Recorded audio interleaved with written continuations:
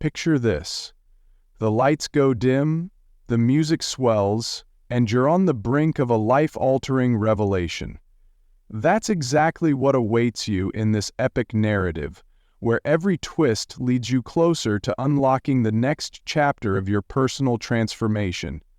If you're 35 or older and feeling that inner pull to reshape your future, or simply elevate what you've already built, you won't want to miss a second of this journey. We've packed in proven strategies, timeless wisdom, and a kind of electric momentum that drives you to think, yes, I can do this. Trust me, the big reveal at the end is the game changer you've been waiting for. Ready to see how everyday routines can become the launching pad for your greatest breakthroughs? Stay with us until the final frame, and if you crave more content that keeps you on the edge of your seat while feeding your desire for personal growth, then hit that subscribe button. Joining our community is the first step to ensuring you never miss a future blockbuster of life-enhancing ideas. Buckle up, this is where your next level begins. As the credits prepare to roll on this extraordinary saga, take a moment to reflect on just how far you've come. We've journeyed through compelling philosophies, tackled fears, and uncovered your inner power to reshape your story at any age. Now, the final scene is up to you. Will you let these insights fade like the end of a movie, or harness them like a spark that ignites lasting change? Remember, a cinematic finale is often the catalyst for a thrilling sequel, so carry these revelations forward into your daily routine and watch how your mindset, relationships, and sense of purpose evolve. The stage is set for you to step into your own spotlight. Want to continue this inspiring conversation? Leave a comment below with your biggest takeaway or question. Your voice could be the nudge someone else needs. And don't forget, subscribing to our channel ensures you'll always have a front row seat to powerful stories and tools for unstoppable success. The spotlight is yours. Go out and make your next act unforgettable. Reinvention, just hearing that word can stir up a sense of possibility, even though it is also repeated so often that its true meaning can get lost in the shuffle of everyday life. People talk about reinventing themselves all the time, promising that next year they will embody a brighter future or become a better version of who they are now. Despite this popular buzz, few take the time to dive deeply into the concept, to fully understand its profound capacity for inner transformation. As we stand on the threshold of a new year, 2026, the moment seems perfectly poised for a genuine awakening.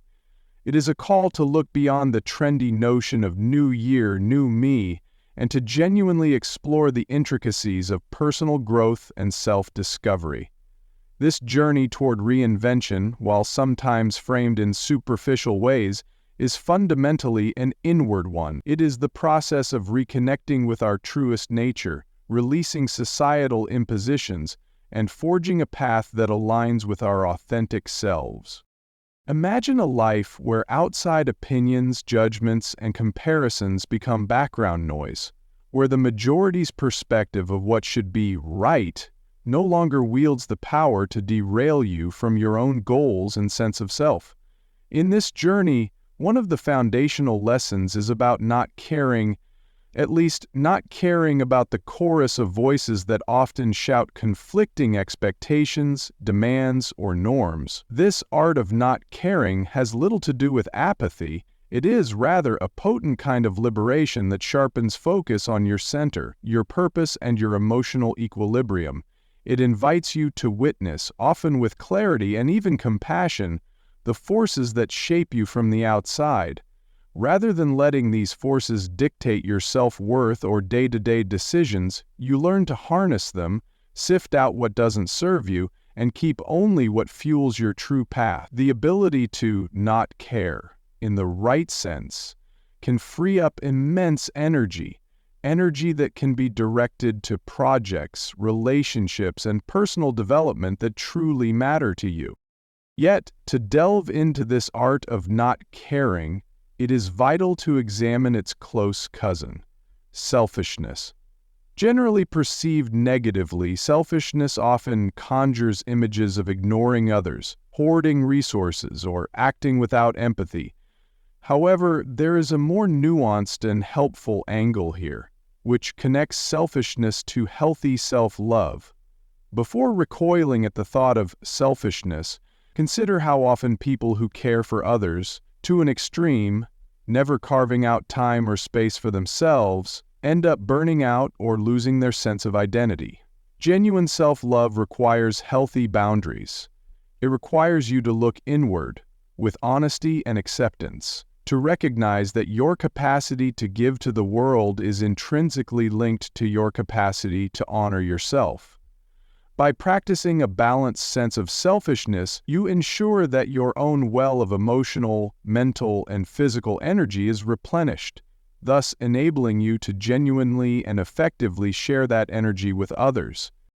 In exploring these foundational ideas, it becomes apparent that the pursuit of meaning, of forging or creating a purpose rather than stumbling upon it, stands as one of humanity's most abiding quests. The cacophony of modern life can easily drown out the subtle voice within that speaks of our deeper aspirations. When you consciously choose to build your purpose, whether that involves community service, creative endeavors, or intellectual pursuits, you gain an internal compass that guides you through chaos. The aim is not to wait for the elusive meaning of life to appear, but to craft it, piece by piece, from your passions, values, and inspirations. This active approach transforms even the most mundane moments into opportunities for self-expression and growth. As we embark on the path of personal reinvention, the wisdom of ancient philosophies and modern thinkers alike provides an indispensable roadmap. For instance, Stoicism, an ancient Greek and Roman philosophy, remains remarkably relevant as it encourages us to differentiate between what we can control and what we cannot. Its major figures, such as Epictetus, Seneca, and Marcus Aurelius, spoke volumes about resilience, tranquility, and virtuous living. It might seem surprising that a school of thought articulated in dusty scrolls centuries ago still resonates so powerfully in the digital age. But the timeless nature of Stoicism lies in its practical approach to managing emotional turbulence. Stoics taught that external events are often outside our power, but we retain control over our reactions, our mindset, and our moral purpose. In the modern world, rife with digital distractions, social media comparisons, and endless opinions, this principle can be a lifesaver for mental equilibrium. When we say not caring about external judgments, we echo the Stoic notion of focusing on the internal realm, your character, your decisions, and your moral compass. True liberation comes from understanding that the fleeting applause or criticism of society need not shape your sense of worth. Instead, a well-rooted sense of self grows from personal virtue, acting in ways consistent with wisdom, courage, self-control, and justice. Living a life guided by these values naturally diminishes the weight of external noise. This Stoic perspective challenges us to maintain a sense of peace in adversity, viewing obstacles not as disastrous misfortunes but as opportunities to refine our character.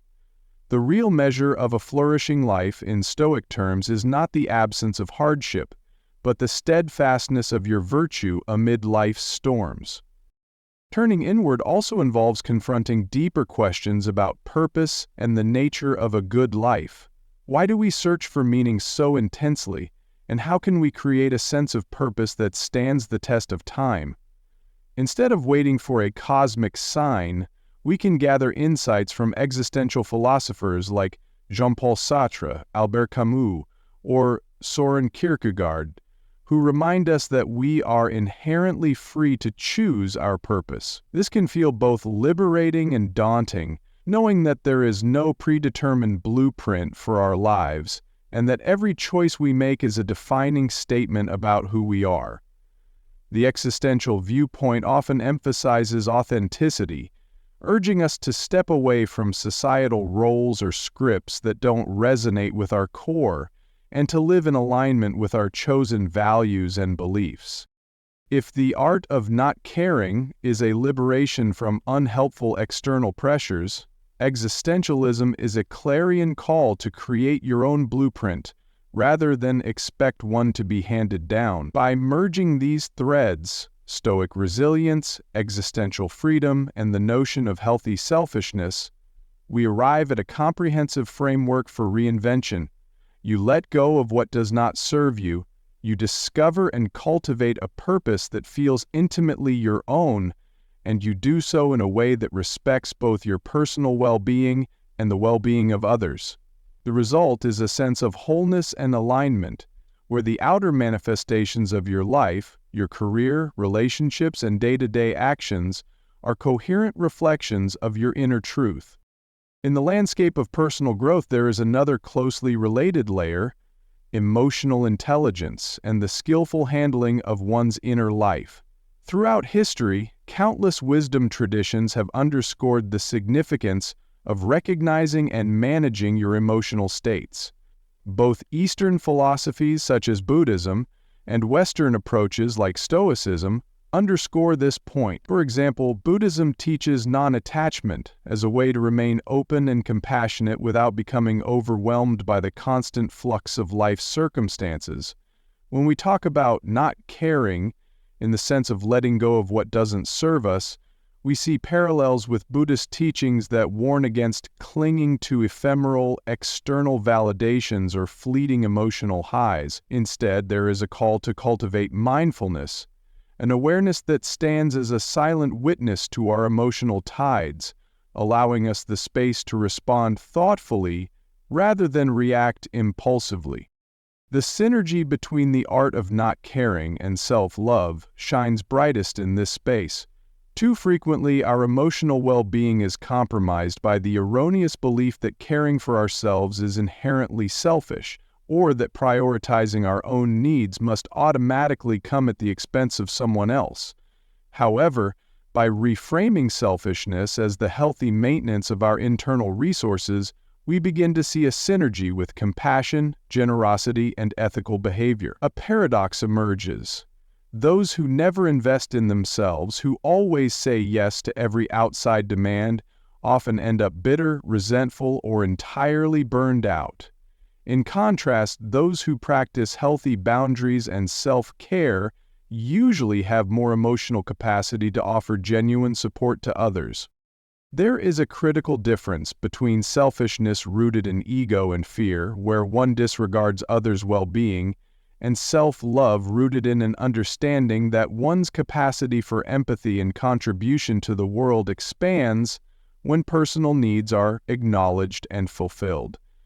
Philosophers from Aristotle to modern-day humanistic psychologists have reinforced that a certain level of self-regard is essential to virtuous or thriving living. Aristotle's concept of eudaimonia or flourishing stresses that part of the good life is the cultivation of one's highest virtues, something that requires time, reflection, and often self-oriented decisions. Meanwhile, thinkers like Carl Rogers and Abraham Maslow highlight how unconditional positive regard for oneself and fulfilling fundamental needs form the bedrock upon which self-actualization can occur. Bringing this into daily life is a process. Perhaps it involves setting a weekly self-check-in to examine how balanced your schedule is between obligations to others and care for yourself. Or maybe it's learning to say no when a request conflicts with your priority to rest or to engage in deeply meaningful personal projects. The moment you say no from a place of self-preservation, you are, ironically, safeguarding your ability to be fully present and helpful when you do say yes. In this sense, healthy selfishness intersects with altruism at a very real, practical level. You cannot truly serve others if you are perpetually exhausted or spiritually bankrupt.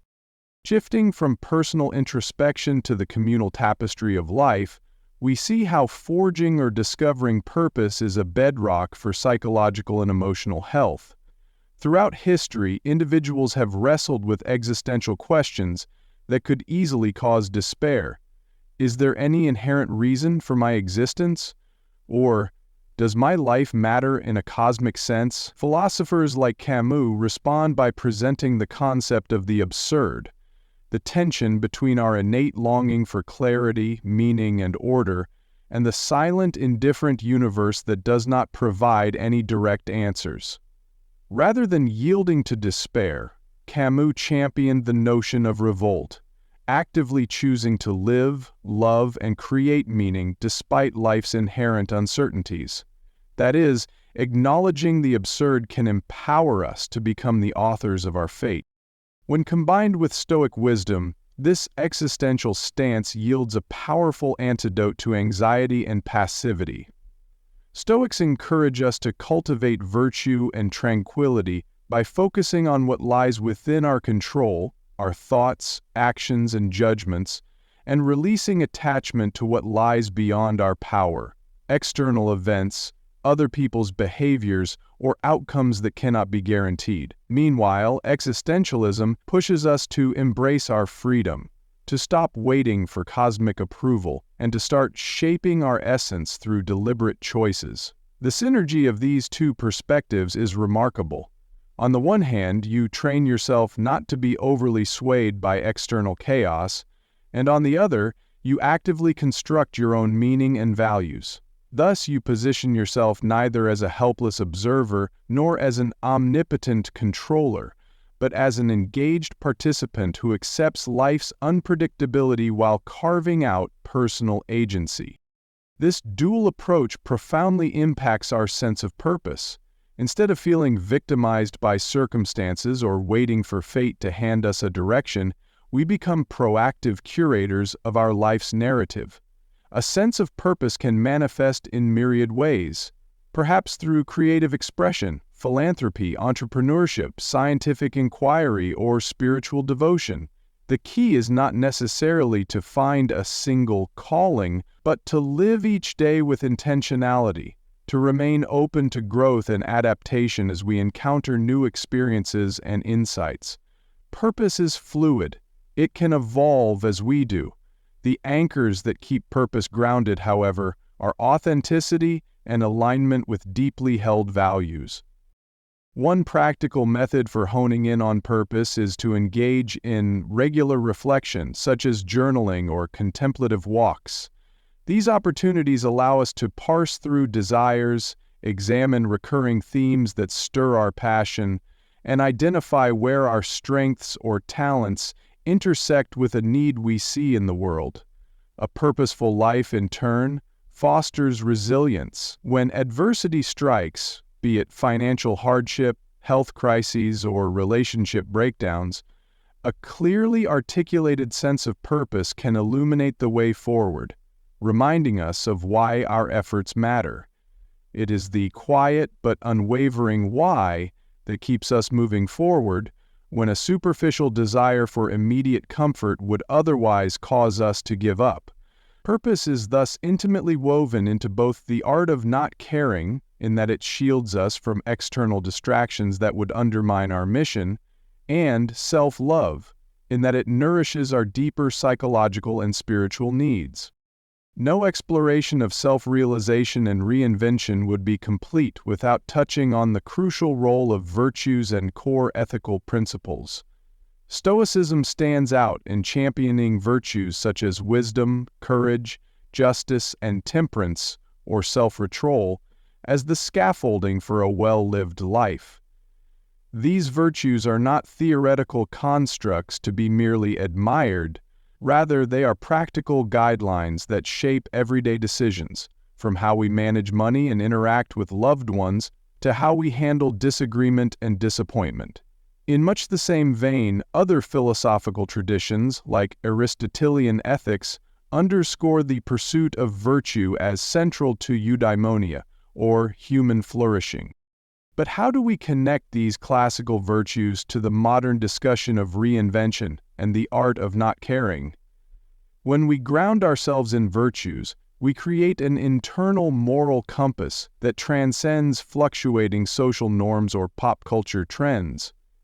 This internal moral compass becomes particularly valuable when external judgments or expectations threaten to derail our quest for authenticity. If, for instance, a colleague disapproves of your chosen path, labeling your decisions as selfish or unorthodox, a well-developed virtue ethic can help you evaluate your actions objectively. You can ask, am I acting with wisdom, ensuring that my decisions are well considered? Am I being just, ensuring no harm is done, and that I am not neglecting legitimate duties to others? Am I exercising courage and standing by my choices despite potential backlash? By answering these questions sincerely, you can discern whether external criticism is valid or simply a reflection of societal inertia that resists your personal growth. Additionally, virtues guide the delicate balance between self-love and altruism. In a world that often promotes extremes, be entirely self-sacrificial or entirely self-interested, classical virtues remind us that the highest good arises from a balanced approach. Justice, for example, implies fairness and respect for others' well-being. Temperance suggests moderation in seeking pleasure or external accolades, preventing us from descending into hedonism or addiction. Wisdom and courage encourage thoughtful and confident pursuit of personal goals, while maintaining moral integrity. Thus, virtues serve as guardrails that ensure our self-love does not devolve into selfishness that harms others, and that our altruistic impulses do not eclipse our own fundamental needs. More practically, adopting a virtue-based approach can inform daily habits. You might, for example, reflect on your day each evening, asking how you lived up to or fell short of a particular virtue. Perhaps you analyze a conflict at work and realize you reacted out of anger rather than in a measured, compassionate way that justice might demand. Or maybe you took on too many responsibilities, ignoring your need for rest, failing in the realm of temperance or wisdom. Over time, these nightly reflections can sharpen your understanding of where you need to focus your efforts, and they remind you that personal growth is a continuous endeavor. When you integrate virtue reflection into your ongoing journey of reinvention, you create a moral foundation that keeps you grounded, even as you explore new possibilities, define your sense of purpose, and learn not to be overly swayed by external validation. Beyond virtue and purpose lies the practical question of daily life. How do we manage the swirl of distractions, obligations, and emotional pressures that define modern living? This is where a Stoic emphasis on self-awareness, combined with existential authenticity, can truly shine. The Stoics champion practices like premeditatio malorum, visualizing potential difficulties in advance to reduce their emotional sting when they occur. By imagining how you would handle setbacks calmly and rationally, you cultivate a sense of emotional preparedness. These exercises can be as simple as envisioning minor inconveniences, a late train, a lost wallet, a critical comment from a coworker, and rehearsing a calm response that aligns with your commitment to internal steadiness. In effect, you rehearse your resilience, making it more likely you will respond with grace when real challenges arise. While Stoicism addresses adversity, existentialism emphasizes freedom and responsibility. Sartre's notion that existence precedes essence reminds us that our actions define who we are. Every day, in even the most mundane decisions, we are making choices that shape our identity and direction. If you claim to be someone who values health, for instance, your existential self is tested each time you decide between a quick fast food meal and preparing a healthier alternative. If you believe in the importance of compassion, that belief is tested in how you respond to someone in need. Thus, we cannot hide behind excuses or predetermined roles. Our daily conduct is a continuous act of self-creation. Recognizing this ongoing responsibility can be both daunting and invigorating. It calls for mindful engagement with each moment, a discipline in line with both Stoic and existential teachings. Another vital aspect is emotional mastery, of which not caring, in the Stoic sense, is a significant piece. This does not mean shutting down emotions altogether. Instead, it means observing them without letting them dictate your every action. When your emotions arise, be it anger, fear, jealousy, or sadness, you can pause and examine whether these feelings are rooted in external triggers beyond your control. Then you can choose how to respond. Perhaps you decide to let the feeling pass without giving it undue energy, or perhaps you recognize a need to communicate calmly about what sparked your emotion. When you master this approach, you prevent destructive emotional spirals, thus preserving mental space and energy for meaningful pursuits. Moreover, combining Stoic discipline with existential self-creation leads to powerful outcomes in personal reinvention. On the one hand, Stoicism helps you cultivate resilience, equanimity, and ethical living. On the other hand, existentialism ensures you remain aware of your innate freedom and the responsibility to craft your own essence. In day-to-day life, this synergy plays out in conscious, purposeful habits. Rituals like journaling, mindfulness practices, or setting intentions each morning. Through these habits, you build a psychological environment where reinvention is an ongoing, fluid process rather than a one-off event tied to New Year's resolutions or momentary bouts of inspiration. We close part one of this journey by tying together the threads we have introduced. The art of not caring, in the sense of releasing needless external pressures, healthy selfishness, acknowledging that self-care undergirds your ability to contribute meaningfully to others, and the broad philosophical anchors of Stoicism and existentialism, guiding us toward resilience, authenticity, and moral clarity. At this stage, it is crucial to reiterate that reinvention is not merely about changing our outward appearances, switching careers, overhauling our wardrobe, or adopting a new hobby, although these external shifts might accompany deeper transformation. Instead, reinvention begins with an inward reset, discarding limiting beliefs, clarifying personal values, and embracing an intentional approach to life's complexities. If you have ever caught yourself feeling trapped in a cycle of worry about what others think, social media comparisons, fear of family judgment, or abiding by unspoken cultural rules, then you have an immediate reason to practice the art of not caring. By gradually quieting external noise and turning your focus inward, you grant yourself permission to explore your desires, curiosities, and dormant talents without the filter of external approval. We become more creative, more willing to experiment, and less derailed by minor criticisms. Yet no growth is sustainable without also nurturing our own physical, emotional, and mental well-being. That is where the concept of healthy selfishness becomes not just permissible, but necessary. You can only pour from a cup that has something in it.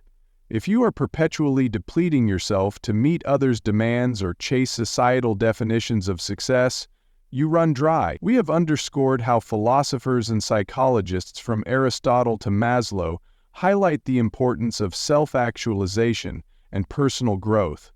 This is not vanity, it is the real work of ensuring you remain a vibrant force in the world, capable of giving back with genuine energy and love. Stoicism underscores resilience, teaching you to differentiate between what is in your control, your actions, decisions, and attitudes, and what is not, including other people's opinions or unpredictable external events. Combine that with existentialism, which reminds you that you have the freedom to choose your path and the responsibility to define your essence, and you have a powerful framework for living meaningfully, even under conditions of uncertainty. This is the foundation for reinvention, acknowledging your capacity to shape your life while standing firm against external judgments and ephemeral societal expectations. Part 1, therefore, lays the groundwork. We have traversed the fundamental importance of letting go of unproductive influences, defining and nurturing our sense of purpose, and clarifying the role of healthy self-love as an engine for genuine growth. In the sections to come, we will delve deeper into specific philosophies, further unraveling Stoic principles, the nuances of existential thought, Buddhist teachings on non-attachment, and psychological insights into the synergy between self-love and authenticity. We will examine how these strands merge into a coherent, actionable guide to personal reinvention, one that not only helps us cope with life's storms, but invites us to flourish, find joy in the process, and step into 2026 with renewed energy and wisdom. Before we extend our reflection into more philosophical territories, let's pause to consider how these ideals, from not caring to purposeful living, might look in concrete, day-to-day practice. One common scenario in modern life is dealing with other people's judgments or unsolicited opinions. For example, suppose you have a strong desire to change careers and pursue a creative field, but your family expresses skepticism, fearing that it might be impractical or financially unstable. In the face of such concern, it is easy to feel either guilt or shame. However, the Stoic approach to not caring reminds you to separate what belongs to you, your passion, efforts, and capacity to adapt, from what belongs to others, their perspectives, their risk tolerance, their definitions of success.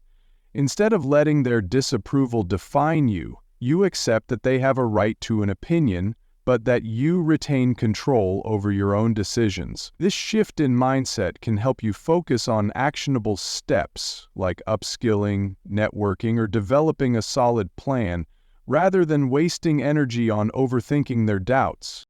Simultaneously, existential philosophy would underscore that you bear responsibility for the life you create. If you do nothing but follow someone else's script, you risk living inauthentically, eventually feeling resentment toward yourself or others. By acknowledging your freedom to choose, you also accept that there may be challenges, financial struggles, a steep learning curve, or mistakes along the way. But these challenges become part of the personal meaning you create. Each struggle, each triumph, becomes an affirmation of your choice to create your essence in this new field. This blend of Stoic resilience and existential self-definition allows you to hold your ground calmly, refining your path without letting the fear of external disapproval knock you off course.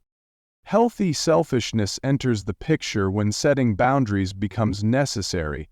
Maybe the people around you are well-intentioned but inadvertently draining your energy by constantly voicing negativity or distracting you from your goals. In that situation, you might need to limit your exposure to such energy or even communicate that you require space. Far from being a malicious act, it is an act of self-preservation that fosters a more sustainable, long-term capacity for both personal and interpersonal success. If you continuously allow external negativity to seep into your psyche, you compromise the foundation upon which genuine contributions to family, friends, and society rest. Indeed, many who resist adopting this boundary-setting stance fear it might appear selfish, but in truth it mirrors the oxygen mask principle. You must secure your own ability to breathe before you can help others breathe. These practical examples illustrate the synergy between philosophical ideals and real-world applications. When the Stoics remind us to curb the influence of external judgments, they do not advise cutting off relationships or ignoring constructive feedback. Rather, they urge us to remain anchored in our self-assessment and virtues, viewing outside input as either helpful or not, but never as absolute dictates of our worth or path. Paired with existential freedom and healthy self-focus, we develop a blueprint for decision-making that both respects our autonomy and leaves room for growth. This synergy is the heart of genuine reinvention. It's the method by which we transform abstract ideals into daily, life-shaping actions. Now let us pivot toward examining how various philosophical traditions converge around the concept of tranquility or inner peace, an ingredient often missing from our daily hustle. According to Buddhist teachings, for instance, the root of much suffering lies in attachment. We cling to outcomes, possessions, relationships, or even self-concepts. When these attachments are threatened or lost, we experience anxiety and distress. The art of not caring from a Buddhist lens can be reinterpreted as the art of non-attachment, learning not to anchor your identity or happiness in transitory phenomena. While Stoicism likewise emphasizes emotional resilience and self-control, Buddhism delves deeply into the practice of mindfulness and compassion. In the face of adversity or criticism, rather than lashing out or internalizing negativity, a Buddhist approach suggests observing such stimuli as mental events that come and go. Through awareness, we learn to respond thoughtfully instead of reacting with raw impulses. This non-attachment extends to how we relate to ourselves. Often we assume that a strong sense of self-importance is necessary to excel. However, Buddhism and Stoicism both offer the counterpoint that humility and the dissolution of ego-driven desires can actually enhance clarity, creativity, and emotional balance. By not tying our sense of worth to every external affirmation or success, we free ourselves from a roller coaster of ego highs and lows. We become more stable, more consistent, and ironically more open to genuine growth because our security does not hinge on fleeting external validations. Meanwhile, we can also learn from the existential emphasis on authenticity. If Buddhist teachings caution against illusions of a permanent self, existentialism warns against losing yourself in bad faith or conforming without question. In combining these viewpoints, we might see that part of not caring about external illusions involves staying vigilant against illusions about ourselves. We must confront aspects of our identity that might be borrowed from cultural norms, familial expectations, or social media tropes. Ensuring that our aims and beliefs are truly ours can be a process of repeated discernment, asking, do I really want this, or has this want been shaped by the environment in a way that doesn't resonate with my core? At their core, all these traditions, Buddhism, Stoicism, existentialism, and more, seek to help us navigate life's inherent unpredictability with a measure of peace and purpose. Each tradition offers a facet of wisdom about how to handle the swirl of desires, fears, opinions, and uncertainties that define human existence. In not caring about certain inconsequential or harmful factors, we conserve our emotional and mental energy for matters that truly align with our values and sense of purpose. That might mean dedicating ourselves to a cause that resonates deeply, devoting time to cultivating creativity, or simply caring more consistently for the relationships that truly matter. By trimming away the clutter of attachments and false narratives, we step closer to a state of mindful, purpose-driven tranquility, a potent goal that can underpin any reinvention process. Let us explore a more psychologically oriented perspective on the synergy between self-love and so-called selfishness, specifically through the lens of psychoanalyst and social philosopher Erich Fromm. Fromm argued that the capacity to love oneself is not merely a precursor to loving others, but an integral component of healthy, mature love. In his framework, self-love does not compete with altruism. Rather, self-love enables altruism. If you are perpetually fraught with self-doubt, low self-esteem, or self-neglect, you might find yourself seeking external validation to fill the gap, ironically limiting your ability to love others wholeheartedly because you remain reliant on them for emotional upkeep. In contrast, when self-love is robust, when you genuinely accept your own worth and well-being, you can more authentically extend compassion, empathy, and genuine care to others without strings attached. Fromm's insight complements the existential notion that you are free to define your essence.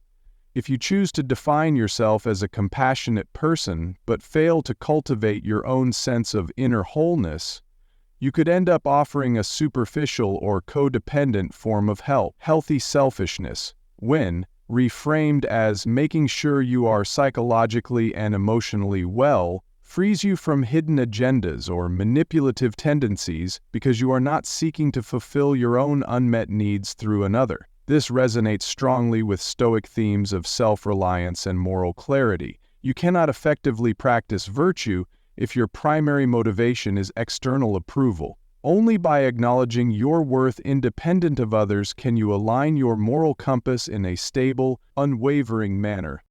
In day-to-day experiences, this principle might manifest in simple but powerful choices. For example, you might decline a social invitation when you truly need solitude or rest. Such a decision, though it may appear selfish on the surface, can be the ultimate act of self-preservation. Taking that quiet evening to reflect, care for your physical health, or even just unwind is not a signal that you love your friends or family any less.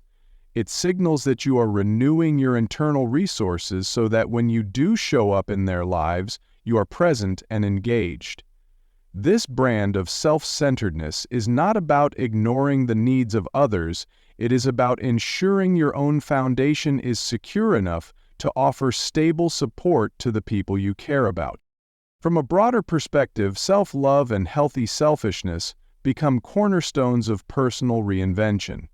If we are to explore new directions in life, be it a major career shift, a creative enterprise, or a shift in personal relationships, we need the confidence and internal stability to navigate uncertainty.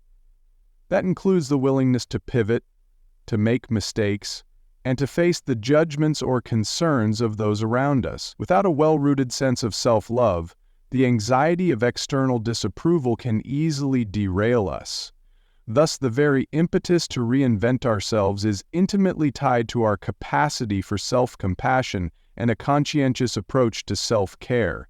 We become explorers on a journey that is both inward and outward, reliant on the emotional fortitude gleaned from healthy self-regard and respect for our unique human potential.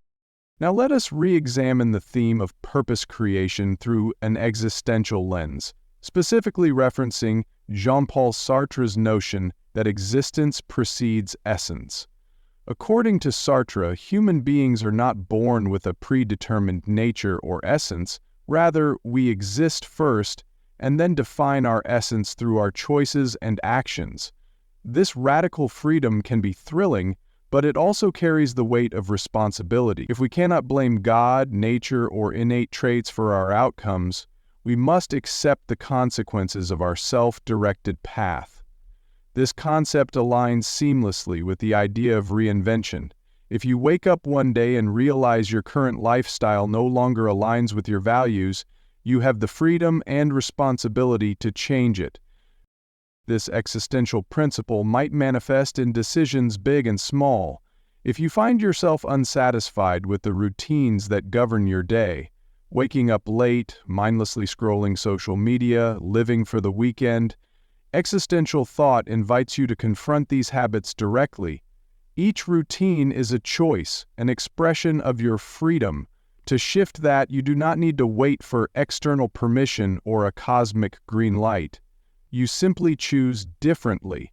Of course, changing one's life is never simple, but the existential reminder that you have the choice is a potent motivator to begin. This is where the synergy with the Stoic emphasis on discipline shines. Deciding to wake up earlier to engage in creative work, mindfulness, or exercise might require discipline and the capacity to push through discomfort, which Stoicism fosters. Nevertheless, existentialism clarifies that this discipline is yours to claim or abandon. Another crucial aspect of purpose creation is the interplay between personal authenticity and social constructs. Sartre's bad faith concept describes the state of self-deception, where one denies their freedom by conforming to societal roles or external pressures. In our age, it might be the pressure to chase a certain job title, maintain a specific image on social media, or stick to a path that was chosen for us by parents or mentors. Breaking free from bad faith requires an honest confrontation with these influences. Are you living a life that truly resonates with your convictions, or are you playing a role scripted by someone else? While such inquiry can be unsettling, it is also liberating. Recognizing the magnitude of your freedom can spark the courage to pivot your career, leave a relationship that stifles you, or dedicate yourself to a cause you had previously considered impractical.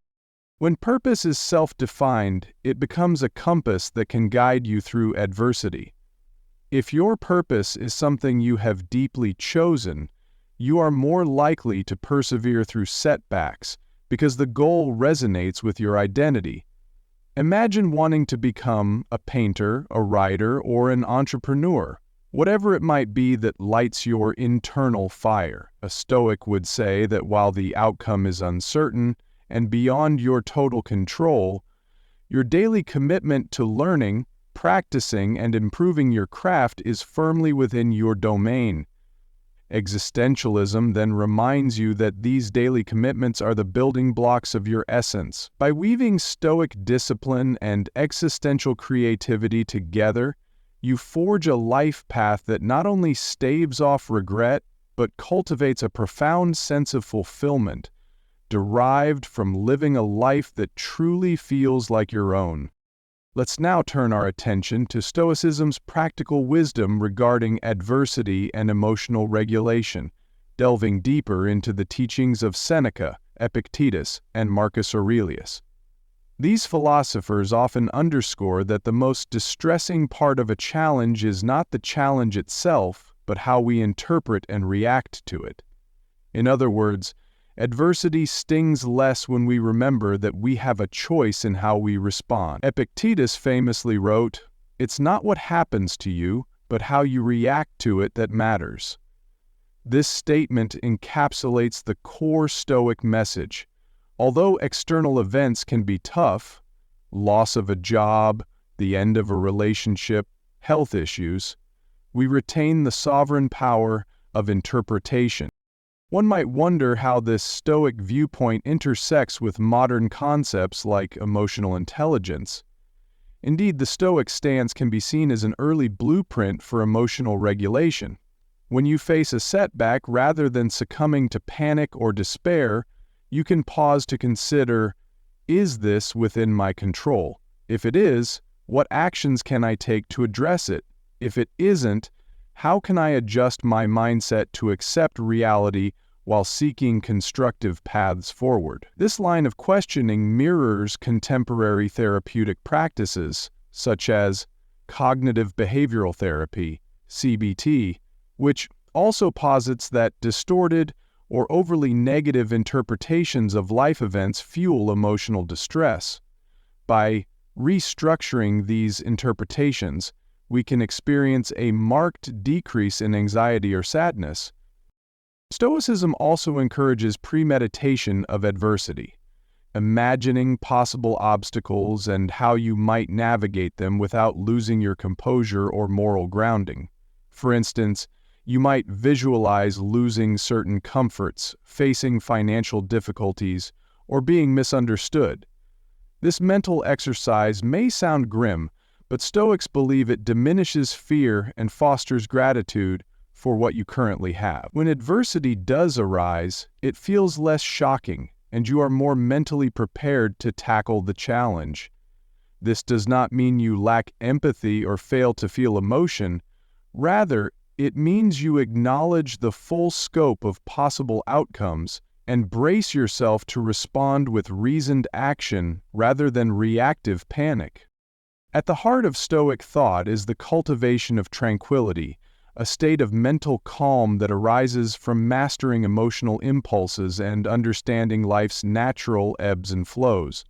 Modern readers often misinterpret Stoicism as advocating emotionless stoicism, a repressed existence. In truth, ancient Stoics recognized the role of natural emotions like love, compassion, or sorrow. The difference is that they promoted a measured response to these emotions. For example, if you lose someone dear, Stoicism doesn't demand you not grieve. Instead, it suggests you refrain from letting grief spiral into despair, guilt, or resentment. You remain aware that loss is a universal human experience, and while you let yourself feel sadness, you try not to let it eclipse the rest of your life. This stoic resilience resonates powerfully with contemporary aspirations for mental wellness. In a world of relentless social media updates, 24-hour news cycles, and personal pressures to keep up, the capacity to remain calm, rational, and intentional is more crucial than ever. When you integrate stoic methods, like mindful observation of events, discerning what you can control, and preparing mentally for setbacks, into your daily routine, you build the kind of emotional muscle that underpins personal reinvention. Your newly discovered serenity and capacity to handle life's storms reinforce your capacity for growth, ensuring that your journey of self-transformation, purpose-building, and healthy self-care is well supported by unshakable emotional grounding. No investigation of Stoic or existential principles would be complete without addressing the universal human experience of fear, notably the fear of death or the fear of the unknown. Both Stoicism and existentialism spotlight the importance of confronting mortality as a pathway to deeper living. Seneca famously advised reflecting on death regularly, not as a morbid exercise, but as a way to heighten appreciation for life and eliminate procrastination. He believed that by acknowledging life's finiteness, we feel compelled to use our days more meaningfully. Meanwhile, existentialists like Albert Camus invite us to see the absurdity inherent in a universe that provides no guarantees. By recognizing the precarious nature of existence, we become more motivated to infuse our lives with meaning, creativity, and joy. In practical terms, confronting mortality might mean having honest conversations about our hopes, fears, and wishes with loved ones. It might mean simplifying our lifestyles, recognizing that material accumulation has little meaning in the grand scheme of things. It could also mean releasing grievances and grudges, knowing that time spent stewing in resentment is time wasted. For some, it sparks an impetus to engage in philanthropic or community-oriented activities, aiming to leave a positive impact that outlives our physical presence. For others, it might underscore the importance of personal passions, writing that book, learning that instrument, or traveling to places that evoke wonder. These existential concerns also tie back to the art of not caring. If death is certain and can arrive unpredictably, it prompts questions like, why invest so much energy in superficial judgments or in illusions that hold no real significance at the end of our days? Repeatedly reminding ourselves of our mortality can act like a clarifying lens, revealing which parts of life truly deserve attention. Perhaps this is what underscores the Stoic existential synergy. Stoicism helps regulate the emotional turmoil that could accompany such reflections, while existentialism reminds us that this confrontation with death is precisely the spark that helps us lead authentic, meaning-driven lives. Fear of the unknown extends beyond mortality, touching on any new venture or radical change, be it leaving a long-standing job, moving to a new city, or initiating a significant lifestyle overhaul. In these moments, Stoicism guides us to question whether the fear is proportionate to the real threat, or if it is inflamed by our imagination. We realize that not acting is also a choice, one that might confine us to a life of regret. Embracing the unknown, accepting mortality, and forging purpose in the face of cosmic indifference all become tributaries flowing into the grand river of reinvention. By shedding illusions of permanence and bridging healthy self-care with the acceptance of life's fragility, we arrive at an integrated understanding of what it means to be alive, fully engaged, and free. Therefore, Stoic discipline, existential liberation, and mindful acceptance of impermanence form a powerful triad for self-transformation. It is a triad that calls us to see the preciousness in every breath, moment, and opportunity, ultimately fueling both a deeper sense of gratitude and a courageous drive to create, connect, and evolve in ways that truly matter. As we conclude Part 2, it's fitting to reflect on how all these philosophical strands weave together to form a practical philosophy of daily living. We have gleaned lessons from ancient Stoics on emotional resilience, embraced existential perspectives on shaping personal meaning, and touched on Buddhist and psychological viewpoints regarding non-attachment, self-love, and healthy selfishness. What emerges is a multifaceted tapestry where each thread complements the others, offering guidance for navigating life's complexities. Reinvention, then, is not a sudden leap from one persona to another. It is more akin to an ongoing practice, an iterative process that sees you refining your beliefs, adjusting your behaviors, learning from failures, and continuously aligning closer to your sense of purpose. This synergy of philosophies equips us with tools: mindfulness, rational self-reflection, acceptance of impermanence, boundary setting, and consistent moral or virtue-based action. These tools prove invaluable, whether you're charting a new career path, strengthening personal relationships, or merely learning to manage the everyday stresses that fill modern life. Together, they help create a baseline of tranquility and fortitude, a mental environment where new possibilities can flourish without fear of external disapproval or the crippling weight of existential dread. It is an approach that not only makes life more bearable, but can infuse it with profound meaning and satisfaction. Moreover, this integrated approach encourages us to look beyond ourselves in a balanced way. Yes, healthy selfishness is vital, but so is empathy and consideration for others. Stoicism's virtue of justice and existentialism's recognition of our shared human predicament remind us that our choices have ramifications in the larger human community. We are all navigating life within interconnected networks, families, workplaces, communities, and our personal growth can be an inspiration or a catalyst for others' growth as well. This notion resonates with the idea that self-transformation, when aligned with integrity, naturally benefits the broader collective. In short, Part 2 offers a deeper dive into how these philosophical teachings manifest in lived experiences, from coping with adversity to pushing boundaries, and from cultivating mindfulness to forging genuine relationships. All of these aspects serve as stepping stones in the grand project of reinvention. Having now explored both foundational concepts, Part 1, and more nuanced practical applications, Part 2, we stand on the edge of further depth. In Part 3, we will delve even more concretely into the role of wisdom traditions like Stoicism, Epicurean insights, existential clarifications, and Buddhist understandings, integrating them with modern psychological frames. We will address more direct questions. What does it mean to live the good life? How do we reconcile personal ambition with acceptance of impermanence? And how might we effectively cultivate the stoic and existential qualities that lead to real transformation as we move into 2026 and beyond? With this, consider how these lessons might already be reshaping your perspectives on daily problems or long-term dreams. Are you beginning to discern between external pressures and genuine personal calling?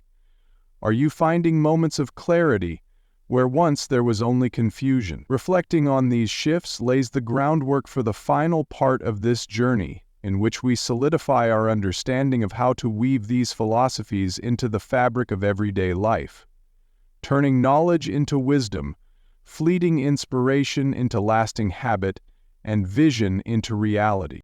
As we enter Part 3, it's valuable to circle back to some of the major philosophical players who have provided threads for this tapestry of reinvention. While the Stoic teachings of Epictetus, Seneca, and Marcus Aurelius have guided us toward emotional resilience, we should also revisit Epicurus, an ancient Greek philosopher whose perspective on pleasure and desire has often been misunderstood. Epicurean philosophy is sometimes associated with indulgence or hedonism, but at its core, Epicurus taught a refined approach to pleasure, one that prioritizes simple joys, close friendships, and freedom from unnecessary pain or fear. Indeed, he emphasized that many of our anxieties stem from unnatural and unnecessary desires, socially constructed illusions that lead us away from the true sources of contentment. How does Epicureanism align with our themes of not caring, self-love, and purposeful living? On one hand, Epicurus's notion of ataraxia, tranquility, echoes Stoicism in that it seeks freedom from turmoil, especially mental anguish. On the other hand, it reminds us that some measure of selfishness, in the sense of attending to our genuine needs, is essential to peace of mind. Whether it's the fear of death, a major topic in Epicurean thought, or the fear of social disapproval, these anxieties can distort our perceptions of what truly brings happiness.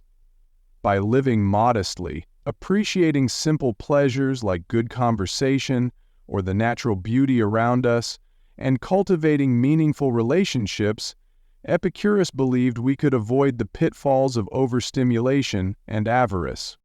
This Epicurean vantage point adds another layer to our discourse. It highlights the importance of discerning between natural, necessary desires like the desire for basic nourishment and companionship, and the endless, manufactured desires that fuel restlessness. With technology and social media amplifying advertising and curated lifestyles, the distinction becomes more critical than ever. When you consider changing your life, ask, what do I truly need versus what am I being told I need? Tapping into Epicurean wisdom can be liberating. It helps us realize that we can structure our lives around genuine satisfaction rather than external validations or illusory wants. Simultaneously, existential and Stoic frameworks remind us that while we seek pleasure and tranquility, we must also acknowledge the role adversity plays in growth, as well as the freedom and burden of responsibility in forging our essence. The synergy is evident. Epicurus cautions us to release fear and illusions, Stoicism arms us with resilience to face life's hardships, and existentialism demands we take conscious authorship of our lives. Through such combined wisdom, the art of not caring evolves from a simplistic notion, like, I don't care what anyone thinks, into a grounded philosophy that recognizes when caring is a distraction from what truly nourishes our spirit.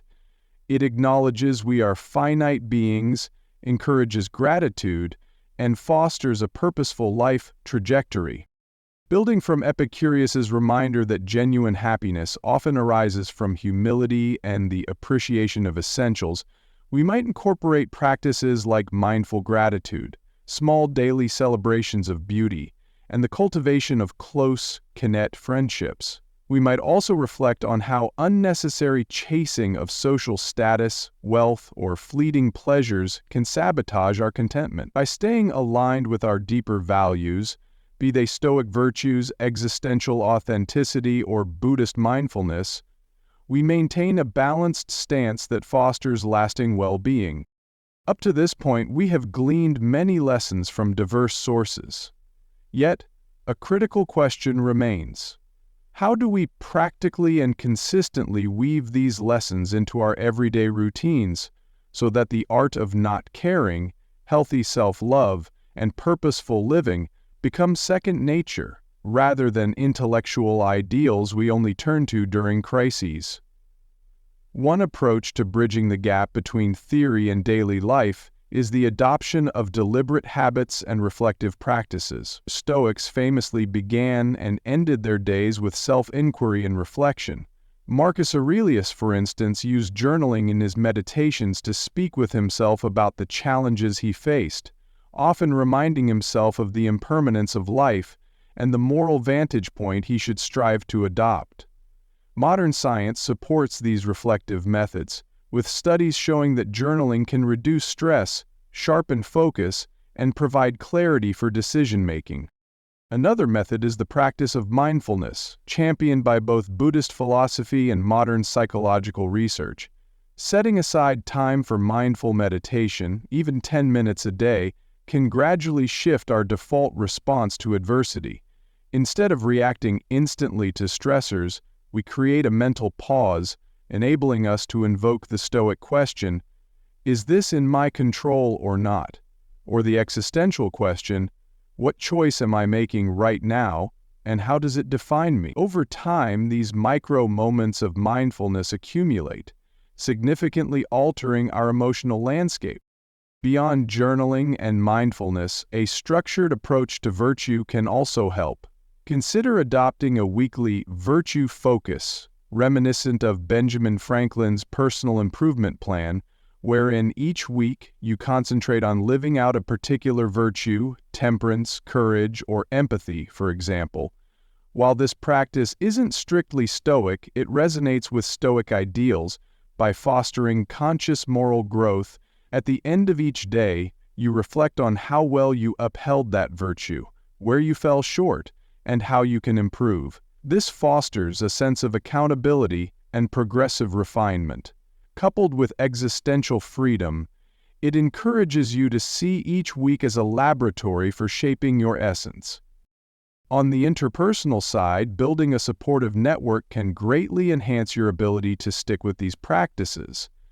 Imagine an informal philosophy club with friends or an online discussion group where members share reflections on Stoic quotes, existential dilemmas, or mindfulness insights. Much like how a gym buddy can motivate you to keep exercising, a philosophical companion can remind you to keep reflecting and applying these concepts. Together, you help each other parse through moral conundrums, existential crossroads, or Stoic practice sessions, ensuring these lessons become living documents rather than stagnant texts. Of course, none of this is meant to replace professional mental health support when needed. If anxiety, depression, or other conditions impede your capacity to engage in these practices, seeking therapy, counseling, or medical advice is crucial. However, even in therapeutic settings, many of the principles from Stoicism, existentialism, and mindfulness can complement medical treatment, offering additional frameworks for understanding and coping. In short, by integrating daily habits, community support, and reflective strategies, we transform philosophical wisdom into a lived experience. We begin to see the intangible ideals of not caring, appropriately, forging purpose, and practicing healthy self-love come to life in tangible ways, shaping our identity, relationships, and overall sense of fulfillment. Stepping further into practical life, let's discuss the crucial balance between personal ambition and acceptance of impermanence, an issue that often arises when we talk about goal setting and achievements. In Western culture, ambition is frequently lauded as a hallmark of success, while in many Eastern traditions, acceptance of impermanence is celebrated as a spiritual insight. How do we reconcile the drive to accomplish tangible goals in the world with the acknowledgement that everything is ephemeral? One place to start is with the Stoic concept of aiming for excellence in our actions, doing our best in everything that lies within our power while remaining unattached to outcomes. Marcus Aurelius frequently reminded himself that his only real task was to perform the duties of his station well, to act justly, and to govern the self. The results, favorable or otherwise, resided beyond his absolute control. This perspective endorses ambition in the sense of striving for virtue and excellence while diffusing the anxiety often tied to external measures of success. Similarly, existentialists would argue that creating a personal project, whether it's an artistic endeavor, professional aim, or philanthropic mission, can be a profound expression of our freedom. However, existential authenticity demands we remain aware that while we pour ourselves into these creations, we cannot guarantee their permanence or reception. We might paint a masterpiece that later gets damaged or overlooked, or build a business that eventually closes due to market shifts. Accepting impermanence, from an existential standpoint, can liberate us from crippling fear. After all, if nothing is guaranteed to last, we might as well create wholeheartedly with the time we have, savoring the process rather than being solely fixated on some indefinite future reward. Buddhist teachings on impermanence, anicca, provide yet another layer. They remind us that everything, our bodies, emotions, relationships, and achievements, is subject to change. While this might seem disheartening, it can actually be a source of liberation. Understanding that all states are transient prompts us to engage fully in the present moment, without the illusion that anything is static. This does not require us to abandon ambition. It simply helps us hold ambition lightly, without letting it become an all-consuming identity or a reason for future disappointments. We do our work with dedication, stay mindful that outcomes shift, and remain open to adapting. In practice, this could mean setting high goals, like finishing a novel or scaling a startup, while also building resilience for possible setbacks. You would celebrate progress but remain mentally prepared for twists and turns. You might also define success not just by the end result, like selling 1,000,000 copies or achieving a specific revenue, but by the growth, learning, and integrity you display throughout the process. This attitude fosters a sustainable drive, preventing burnout because your motivation does not hinge on external validation. By blending Stoic acceptance of what we can't control, existential courage in forging meaning, and Buddhist acceptance of impermanence, we create a robust psychological framework. This approach allows us to embrace our ambitions wholeheartedly, yet also remain flexible and grounded, thus better equipped to adapt if circumstances shift. As we refine our grasp on these philosophical principles, a key realization emerges. The path to reinvention is not linear, nor is it uniform for everyone. Some will find their impetus for change triggered by a personal crisis, a deep sense of dissatisfaction, a major life event, or a health scare. Others might be quietly nudged by curiosity or the persistent whisper that life has more to offer than daily routines. Regardless of the catalyst, embracing these concepts, letting go of unproductive caring, forging or discovering purpose, adopting healthy selfishness, and integrating Stoic resilience creates a sturdy foundation for transformation. Yet we often overlook the necessity of community in this journey. Reinvention, though deeply personal, is rarely accomplished in isolation. We might need mentors, friends, coaches, or spiritual guides to offer feedback, challenge us, and share in our breakthroughs. Identifying and surrounding ourselves with supportive individuals, those who respect our growth rather than undermining it, can drastically accelerate our progress. In a world saturated with contradictory opinions, a discerning community can be an invaluable asset, helping us sift through external chatter. Community also offers an opportunity to practice balanced selfishness in real time. How do we maintain healthy boundaries while contributing positively to the group? Stoic principles encourage us to treat others with fairness, empathy, and virtue, while existential authenticity warns us not to lose ourselves in group norms.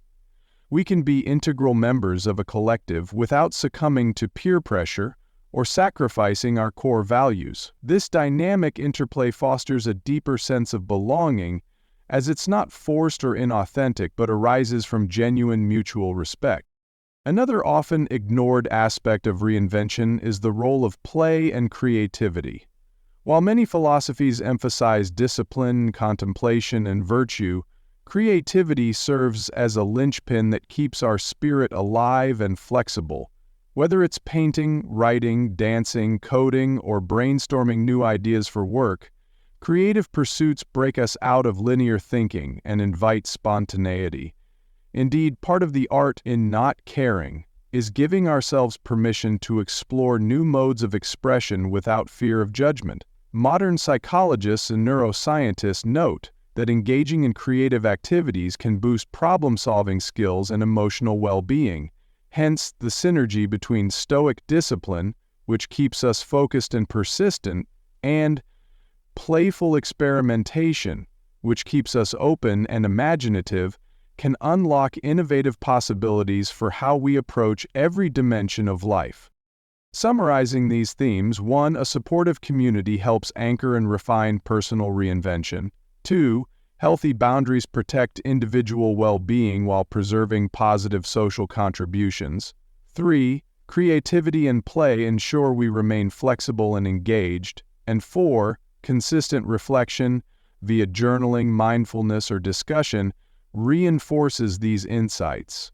When woven together, these threads underscore that genuine reinvention is less about fixing a flawed version of ourselves and more about unveiling layers of authenticity.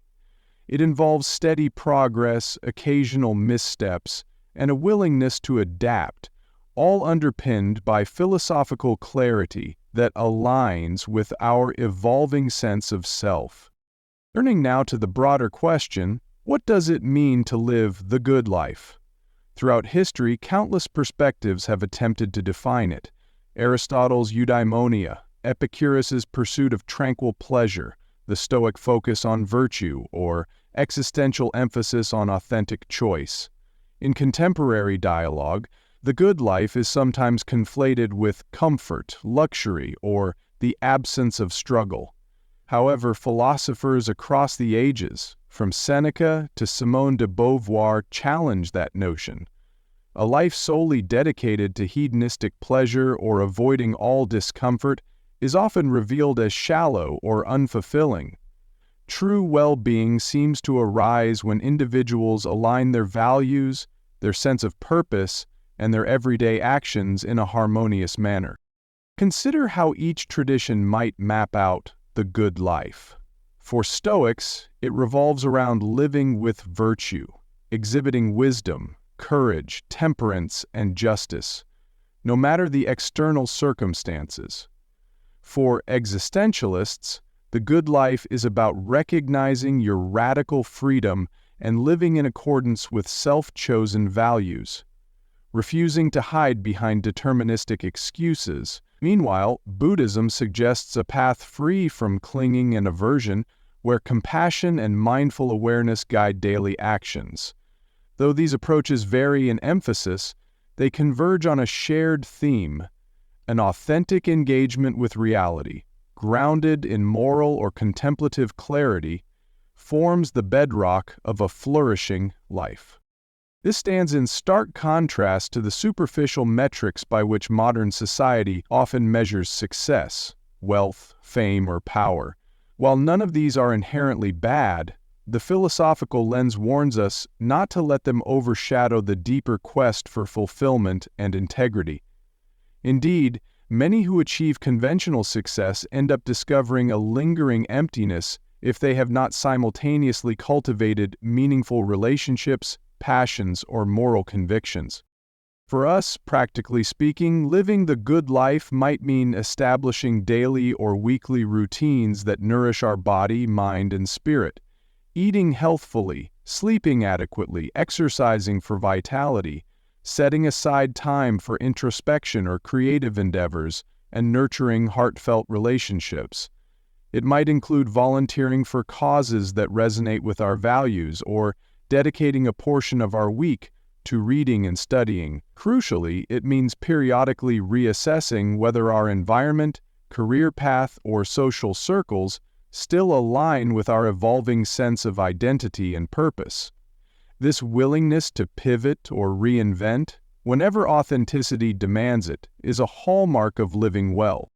Additionally, the good life includes developing a resilient mindset that balances acceptance of life's unpredictability with an active pursuit of growth and ethical action.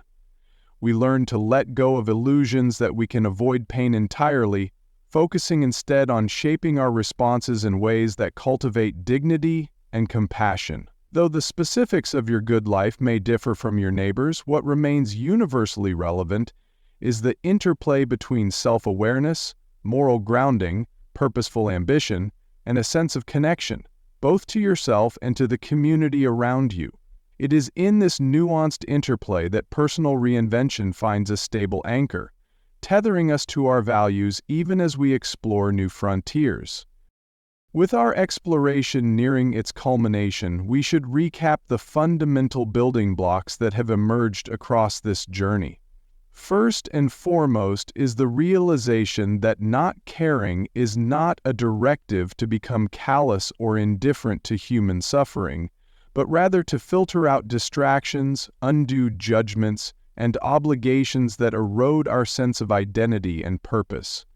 When we talk about not caring, it is an invitation to place your attention on what truly matters: your growth, your relationships, your chosen values, and to let go of needless anxieties about how the world perceives you. This frees up a wealth of mental space and energy that can be channeled into more constructive and soul-affirming endeavors. Second, we embrace the concept of healthy selfishness or self-love as a bulwark against burnout and resentment.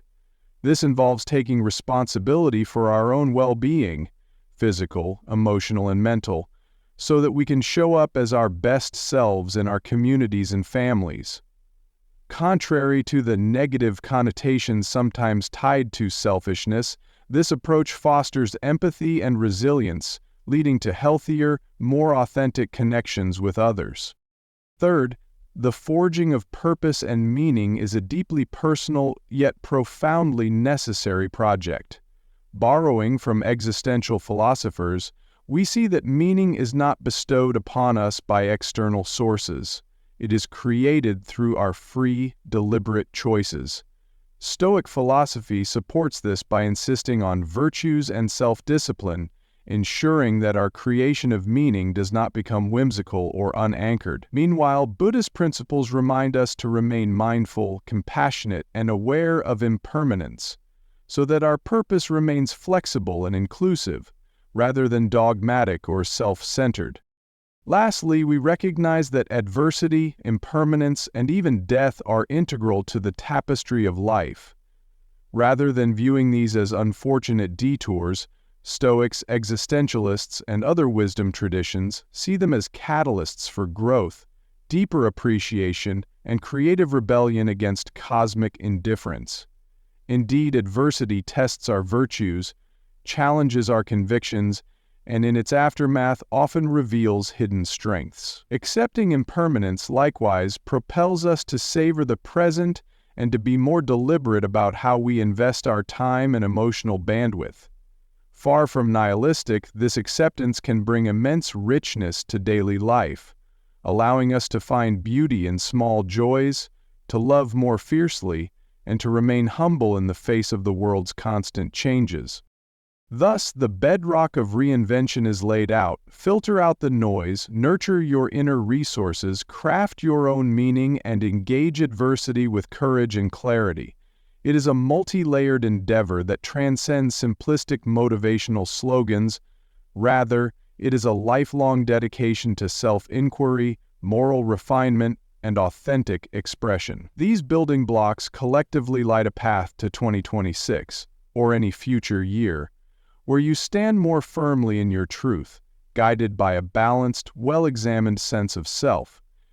Reinvention, in this sense, is not an isolated event, but a continuing evolution, one that allows you to adapt gracefully to life's changes while remaining true to the deeper, unshakable aspects of who you are. We arrive now at the finale of this comprehensive exploration, an opportunity to distill these concepts into a call to action for your life going forward. As we step toward 2026, the invitation to reinvent yourself is less about discarding your identity and more about embracing an ongoing voyage of discovery. It means practicing the art of not caring about trivial or harmful distractions so that your capacity for meaningful action expands. It means engaging in healthy self-love, preserving your well-being as you tackle personal goals and collectively build supportive relationships. Purpose becomes your North Star, a guiding theme that unifies daily tasks, challenges, and triumphs into a coherent narrative. Whether your purpose involves serving your community, perfecting a craft, nurturing a family, or simply living with profound integrity, the key is that it resonates deeply with your chosen values. Rather than seeing adversity as a failure or a sign that you are on the wrong path, you can now reinterpret it as a crucible in which your virtues, resilience, and creativity are tested. Every obstacle becomes a chance to refine your character, to confirm the sincerity of your commitments, and to demonstrate that your journey is not superficial. This Stoic viewpoint, enlivened by existential emphasis on freely chosen actions, underscores that your life is a statement of who you decide to be in each moment. You are not bound by your past or by external expectations. You always have the freedom to choose anew. Let this final reflection serve as motivation to implement real change. If you find yourself repeatedly overwhelmed by external comparisons, start by taking small, concrete steps to lessen their influence. Limit social media usage, resist the urge to gossip, or practice immediate recentering when faced with criticism. If you struggle with self-love, begin a practice of self-affirmation or seek professional support to unearth and heal any deep-seated negative beliefs. If your sense of purpose is elusive, dabble in new interests, volunteer, or take up journaling to explore what truly captures your heart and mind. Embrace that discovering or creating purpose is not a one-and-done affair, but an evolving dialogue with your experiences and the world. Also, make it a habit to reflect on mortality and impermanence, not as a source of anxiety, but as a sobering reminder that time is finite and the present moment is a precious resource. This reflection can light a fire under dormant passions and remind you to honor connections with loved ones. In a culture that often encourages short-term gratification, these reflections anchor you in what genuinely matters long-term. Take heart in the knowledge that the journey is a shared one. Many of humanity's greatest minds have walked similar roads, leaving behind their wisdom. You can tap into this inheritance, adapting Stoic exercises, Buddhist mindfulness, existential freedom, and psychological insights to shape a life that feels genuinely yours, robust, purposeful, and filled with meaningful relationships. As you step into 2026, the challenge is not to replicate someone else's path, but to craft your own. Whether you call it reinvention, transformation, or simply growth, the essence remains. Every moment holds within it the potential for a new beginning. Armed with the insights laid out in these pages, you can navigate that beginning with courage, clarity, and compassion, forging a future that stands as a testament to the best within you. And so, let the journey continue, one bold, conscious step at a time.